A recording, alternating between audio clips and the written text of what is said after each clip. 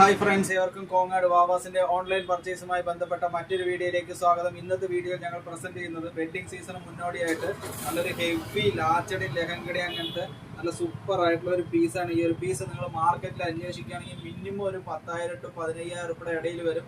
കോങ്ങാട് വാവാസ് ഓൺലൈനായിട്ട് 3,500 എന്നുള്ള നെറ്റ് റേറ്റിൽ ഓൾ ഇന്ത്യയിൽ നിങ്ങൾക്ക് എവിടെ ഇരുന്നിട്ട് വേണമെങ്കിലും വീട്ടിലേക്ക് എത്താൻ പറ്റും.